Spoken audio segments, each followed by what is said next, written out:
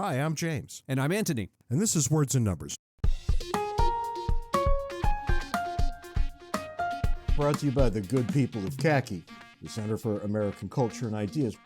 Ant, what's new and exciting in your world this week? Well, you've got no one to blame but yourself for this. When is that not true? Last week, Foolishness of the Week, Joe Biden appointing Jared Bernstein as his chief economist. I swear, James, you went through this thing of he's not an economist, he's a musician, and you gave a clip in which he was interviewed. I looked at the clip. The clip was so bad, I swear it was satire. So I'm deliberately looking for reveal the joke, someone admit this is satire. His interview was astounding when pressed on modern monetary theory. The best he could do is say, well, the government can print as much money as it wants. And then the interviewer asks him for some detail, and he has no idea how it works. Now, I get it. Modern monetary theory is kind of a fringe thing. I could pick some economist off the street at random and ask him details about MMT. He might not get it. But Bernstein goes on to just dig the hole further. He says something about, well, the way the government prints money is by selling treasuries, or maybe it buys treasuries, or I'm not quite sure how that works. Oh my God! If he were a principles student, I'd fail him. So I start looking into his thing. Indeed, he's not an economist. He worked as a musician. He has a doctor of social work, and it's unclear if that's a PhD or a DSW, I don't know. But within 2 years, he goes to work for an economic policy think tank in D.C., specializing on policy involving low, middle-income working people. He's one of these people, kind of like Robert Reich, who fell into a job title of economist without ever being an economist. It seems that he was more qualified to be the janitor. It's astounding. Now, look, I don't want to pull rank on people here. Maybe you can become a very good economist without being formally trained. I get it. Yet I want to point out that I'm not an economist. I know you well. Your knowledge of economics is orders of magnitude beyond what this guy demonstrated in the clip. God, you could at least try to compliment me in a meaningful way. Come on. But I mean, think about it this way. You could imagine a person being able to pick up through work, through experience, how to be a good surgeon. Now, would you want to hire that guy? Would you want to go under the knife to that guy, given that his only credential is, well, he got the experience. He never actually went to medical school. Well, that's in effect what we're asking for this guy to be chief economist if indeed Biden wins re-election. Except he's not good at it. No, he's astoundingly bad. In your example, the guy could actually perform surgery. In this reality, this man's an idiot. Yeah, it would literally be like the guy in my analogy asking which one of these things is a scalpel. That's right. You got a knife. What's a knife? This brings me back to a question I've asked of you before, James, and you didn't think there's anything to it, but I swear it keeps coming back to me. Is it possible that the Democrats actually don't want to win this election? No, I don't think so. I don't think that's possible. They can't be this stupid. Kamala Harris with her single-digit approval rating, and now this guy? Come on. And on top of that, Biden just accepted 2 debates with Trump. I have my doubts as to whether Trump's going to show up. We'll see. It looks for the world like the Democrats actively do not want to win this election. It is all somewhat baffling. But, this is American politics in the year 2024, I guess, It's actually disheartening.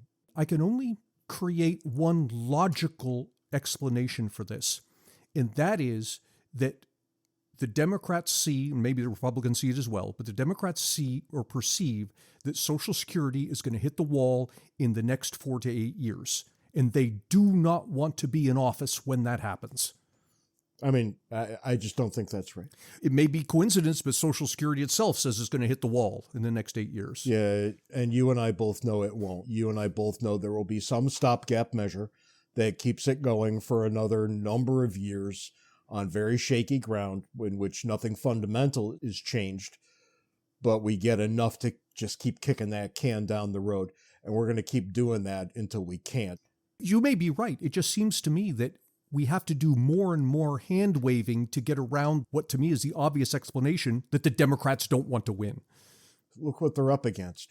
I think this is one of those elections, and we're going to keep seeing these, in which neither candidate is particularly compelling in a general election. Mm. You've got the lunatic hand wavers from the hard right and the hard left, and they're both chanting names and this sort of thing the way they always do. But who could take this nonsense seriously?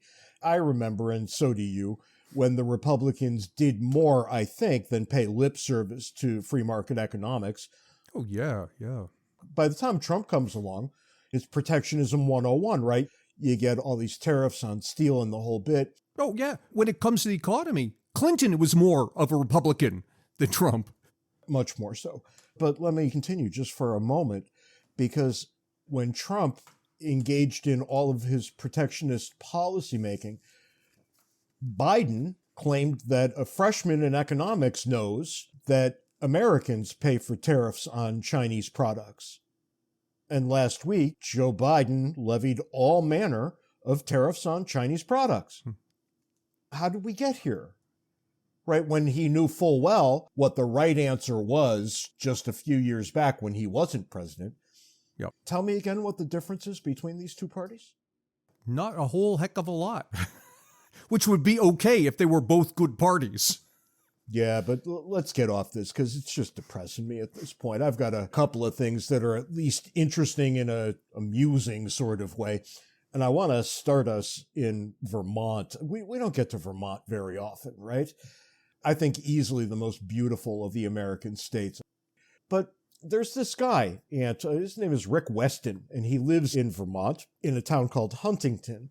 But he doesn't exactly live there. He's got a place that's a part-time camping style place. And he wanted to move into it year-round, but the city won't let him. So he decided to do what any right-thinking, rational human being would do. And he's picking up his house and moving it to another town, which is literally 12 feet away. This poor bastard's got to move his house. And Rick, if you're out there listening, and look, there are very few degrees of separation between us and anybody else on the globe. I'm guessing that somebody who knows Rick Weston is going to hear this, or a friend of a friend is. Rick, if you're out there, get in touch. We'd love to talk to you about this, because he actually picked up his house and he's moving it 12 feet at a cost of $80,000 to $100,000. Oh, my God. Can you believe that? Here's the money quote from the story, and it's kind of heartbreaking. So, sit down on your fainting couch. He says, now I've got so much into it, I don't have a choice. Yeah. I've got to get it so I can sell it, get some money back out of it. Yeah. Can you imagine? It's like every time I'm thinking, well, I haven't seen any government do something stupid in the last 20 minutes, I get a story like this. I will point out, Ant, as I often do at moments like this, that is not the foolishness of the week. The foolishness of the week, we go to one Ida Bay Wells, otherwise known as Nicole Hannah Jones of 1619 Project fame. She's gotten herself into economics a little bit here, and I thought I would share it so we could perhaps get some comment on it.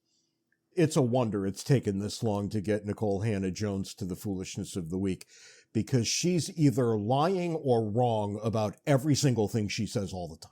As evidence, I give you her tweet from 5/18/24. If you want to go look for it yourself, I'll have a screenshot of it up for you in the show notes. Most wealth, she says, Ant, is not used to create jobs. Most wealth is stored away and used to create more wealth for the wealthy family. Well, where does she think that wealth comes from? It's the Scrooge McDuck theory of everything. Yeah, I put it in the bank and it just magically becomes more? Apparently, yeah. I mean, look, she seems willing to concede that some wealth creates jobs, but not most of it. I thought you would have an aneurysm there. Listen, I just talked about Jared Bernstein. Nothing surprises me now. For one-stop shopping for all things James and Ant, visit our website, wordsandnumbers.org. We give a special shout-out to our Patreon sponsors who help us keep the lights on. If you'd like to contribute, go to patreon.com/wordsandnumbers. We want to talk about the $1 trillion interest on the debt. This slipped by me without my noticing. It slipped by a lot of people. It was last week, and the interest on the debt now, by a considerable margin, exceeds defense spending. Yes, by considerable. I think defense spending is around $700 billion. Yeah, it's by about 300 million. Yeah, billion. Billion. Yeah, million. That's cute, what I just said. I know, isn't it? As if we count anything in millions anymore. But let me be clear here. We're talking about the gross interest on the debt. So gross interest is all of the money that the federal government has to pay on what it's borrowed. What's often quoted is the net interest on the debt. That's the money that the government has to pay on what is borrowed minus what it receives from money it has loaned to itself. Now, all of that, in my opinion, is a wash. So, for example, the federal government has borrowed money from Social Security, and it has to pay interest to Social Security for that money that it has borrowed. And under the definition net interest, we don't count that. Well, if you're not going to count that, then all of a sudden all bets are off because Social Security is no longer a guarantee to the retirees, right? But that's a separate issue. What's of interest to me is the gross interest, the total amount of interest that the government owes. And you and I have warned about this for years. We predicted exactly the two things that are going to happen. The first is that the federal government will continue to run up the debt, which means you've got more money to pay interest on. And the second was, and we predicted this back when interest rates were 2% and everybody 2%. thought they'd always be 2%. We said that's not going to last forever. And when interest rates start to go up, so too will the interest that the federal government has to pay on its debt. And lo and behold, both of those things have come to pass. We said probably 5 years ago that interest rates would someday, in the not too terribly distant future, return to their historical average. Yes. And the historical average was about 5%. It's actually 6%, which is double what the federal government's currently paying. And that brings me to the next piece that I want to talk about. So you were right several years ago when we said, look, this is going to come to pass. I'm going to make another prediction for probably 5 years into the future. And that is that the federal government, as it needs to borrow more and more money, and they're anticipating the deficit averaging $2 trillion a year for the next decade. As the federal government has to borrow more and more, it's going to have to go to one of two places, either markets or it's going to have to rely on the Federal Reserve monetizing. And people who are nitpicking are saying, well, the government doesn't borrow directly from the Fed. Yes, I know that. What the government does is it borrows from markets and the Fed turns right around and buys that debt back from markets. So when the dust settles, in effect, the federal government has borrowed from the Fed. One of those two places it's going to have to go for this money that it needs. Two different things happen depending on which source it goes to. If it goes to markets, it pushes up the real interest rate. Think of it as the interest rate in terms of purchasing power. If it goes to the Federal Reserve, it pushes up inflation. And interest rates, as we understand them, when we say interest rates, what you really mean is nominal interest rates, is the real interest rate, the return you get on purchasing power, plus inflation. So either way you cut it, we're going to see, in my opinion, higher interest rates, and they're going to be here to stay so long as the federal government keeps borrowing at the rate it's been borrowing. And it will, and the rate will accelerate. Yes. Because as the interest piles up, the debt gets bigger. For the first time, we can start to put some numbers to this, and we can put some numbers because the Congressional Budget Office is starting to tell us things. Here we go. And we're going to bring out the Davies-Harrigan CBO multiplier to tell people what the real answer is. I don't even have to do that. The numbers are scary enough just taking CBO at its word. All right, well, just understand that if you're out there listening, whatever CBO says is underpredicted. If it's bad news, it's underpredicted. If it's good news, they overpredict. It's overpredicted. That's right. They are wrong in exactly the ways you would suspect they would be wrong. And we point this out every time, and we've been right every time. And the head of CBO sent us a bunch of emails asking us to stop, you might recall. But in his and their defense, the CBO has no choice but to operate with whatever parameters Congress gives them. Yeah, that's correct. So if Congress says, assume this will happen and this will happen and this will happen, even if there is literally no chance that any of those things will ever happen. CBO has to assume that that's what's going to happen. And of course, Congress is going to make rosy assumptions. But nonetheless, when you're examining CBO forecasts, you have to take it into account. Let me go to the CBO numbers. What's happened here is the CBO in its last set of projections projected how much more the federal government needs to borrow over the next decade to fund its operations. So this is the extra $20 trillion that they're going to add to the debt. And CBO project that the government will rely on markets. That is, the Fed's not going to be involved. The government's just going to go and start selling more treasury bills on markets, and people will buy them, you'll buy them, I'll buy them, foreign governments, whoever it is, people who normally buy treasury bills will buy them. Now, here's the thing.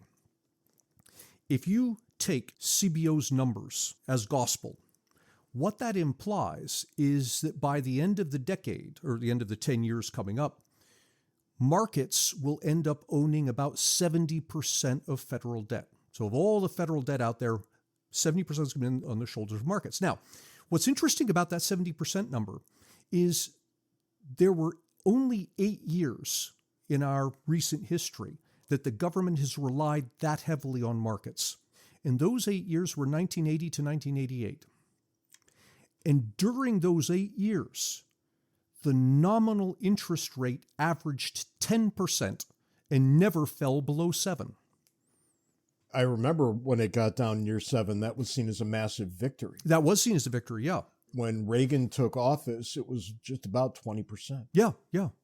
So if you believe CBO's numbers and you believe that the government's going to rely on markets, then we're going to be right back to where we were in the 1980 to 1988 range, which is nominal interest rates in the 10% range. Now, the other thing that could happen is that the government could rely on the Fed. So the Fed intervenes, it monetizes by buying up some of this debt to relieve the pressure on markets. I just want to point out that this is obviously what's going to happen. I think so too. But if that happens, again, going by CBO numbers, by the end of 10 years, the Fed will end up owning almost 25% of the federal debt. Now, I'd like to say, let's look back to a period when the Fed owned that much of the federal debt, but it hasn't happened. Yes. Do you happen to know, Ant, what the highest rate is? You know, I don't know. I've got the picture in my head, and I can't remember what the top is. My guess is the top is it's probably around the 20% mark, maybe 19% mark. I think currently we're like at 15%. We're not off in deep waters here, right? Well, but nonetheless, right, you can see this happening. This isn't crazy talk. Oh, yeah. It's not a crazy thing. But here's the thing. You can graph, as I have done, every quarter going back to 1970 and compare how much of the federal government's debt was owned by the Fed versus the inflation rate. And you get a nice upward sloping set of dots, as you would expect. And if you straight line those dots to the 24% mark, which is what CBO is in effect predicting, you find inflation at about 3.5% higher than it currently is. Oh, isn't that swell? So there's no other alternative here. We're going to end up, in my opinion, over the course of the next 10 years, with long-term interest rates rising to the 7 to 10% range, nominal rates, whether that's due to a 4% push in the real interest rate or whether it's due to a 4% push in inflation depends on whether the government goes to markets or to the Fed. But either way, we're going to end up with nominal rates in the 7 to 10% range. And if you think $1 trillion of gross interest a year is bad at 3%, wait till the government's paying 10%. I think everything you just said will turn out to be a best case scenario that we don't even come close to hitting. Yeah, I treat CBO as what in academia we call an envelope. That is, it's the lower bound. Whatever happens in reality, I don't know, but it's not going to be better than this. And that's, I think, the distressing part. How bad is it? What are the forces in play? How bad can it get? Right? These are the questions that reasonable people ask. And boy, sky's the limit here. Let me give some hope. Because frankly, James, I can lay all of that out and I can say to you with a straight face, I see that coming. And I can say to you with the same straight face, maybe not. And the reason I can say maybe not is because over the course of 10 years, there's all sorts of things that can happen. For example, advancements in AI or technology or fusion or what have you. World War III, a plague. Yeah, that could make the situation better or worse. The people out there see how you tend to think about 10 years and how I right, tend to think about 10 years. But here's the thing. There's all of these factors that can come into play that can make my prediction absolutely wrong. The difference is I can see the path, soup to nuts, of my prediction. I can tell you the dominoes that are going to fall, the order they're going to fall, and why they're going to fall that way. The other thing, things might happen to make it better, things might happen to make it worse. All I can say is there's a bunch of randomness out there that's going to happen that we don't know about. I can't tell you anything more about it than that. It's the usual, right? And then a miracle occurs. Yep. And the likelihood of that is very, very low compared to the likelihood of what we laid out already. Yeah, I think the thing that I laid out is probability 1. The other thing, I don't know. I give it a higher probability because although each individual thing, general AI, fusion, what have you, although each individual thing might be a low probability, you combine it with the fact that we're talking about 10 years and we don't need specifically one of those things. We need any of a whole suite of things. It's not rocket science. When you spend more than you have to borrow. Somebody's going to pay. Yes. When you have to borrow, you have to pay interest. And then the next year, when you do it again, the debt gets bigger and you pay more interest. It's just not that hard. And yet now we're at a point where the United States of America has to pay $1 trillion in interest alone. Yeah. That's money that you are just flushing down a toilet. Oh, and I've got a great analogy. That $1 trillion, that's the economic output of Illinois. Illinois is our 6th largest state economically. It takes the entire economic output of our 6th largest state just to pay the interest on the federal debt. And here's the thing. Next year, it will be higher. Yeah. And the year after that, it will be higher again. We're going to reach a point where it's California. We're going to reach a point where it's the single biggest line item in the budget. Mm-hmm. We're going to get absolutely nothing for the biggest outlay that we have. And sooner or later, if you keep this up, this is what causes economies to collapse. And I cannot help but come back to my earlier point. I suspect the Democrats don't want to win. They see this coming and they want to be as far away from the White House as possible when it happens. I don't think so. Boy, that just gives them a lot more credit than I'm willing to give them. No, I mean, it really does. But they're smart people. I think the people running the show are smart people. They don't do smart things, and smart people typically do smart things. And you and I have been disagreeing on things a lot lately. I should say that a couple of weeks ago, I guess now, we talked about that company, DJT, Donald Trump's Truth Social. Yeah. It's actually way up. Is it really? It really is. And look, what I'm about to say is not a matter of opinion. It's a matter of fact. This company is worth pennies, right? It's not worth anything. Now, having said that, the stock price of this company is now, last I checked, over 50. It was under 30 when we had our interaction. It had gone from 70 all the way down to 20 something, and it was kind of bobbing around there for a bit. Donald Trump did some salesmanship there, and he pushed it back up. So we're going to see. I wanted to give credit where credit is due. This is not crashing, not yet, and we'll have to wait and see. I saw on Backstage someone took issue with you saying it's not worth anything, that worth value is subjective. I want to underline, because I think you're right in a sense, the book value is zero. Add up the assets, subtract the liabilities, you've got zero value there. But people are putting a market value on it that's non-zero. It's not clear that this company can keep doing business. Yep. Regardless of what market cap the people put on. Yep. But we'll wait it out and see. I'm interested. I can't short it for the length of time. It's not reasonable. I'm not getting into options on this. The options are fabulously overpriced. Yeah. And the time horizon is too short. But for the time being, valuation is pretty stable and rising. So we'll keep an eye on this for you. And that's all the time we've got this week on Words and Numbers. Until next time, Send us email, wordsandnumberspodcast@gmail.com. try to be nice to one person who doesn't deserve it. Till next week, can't take it easy. See you next week, James.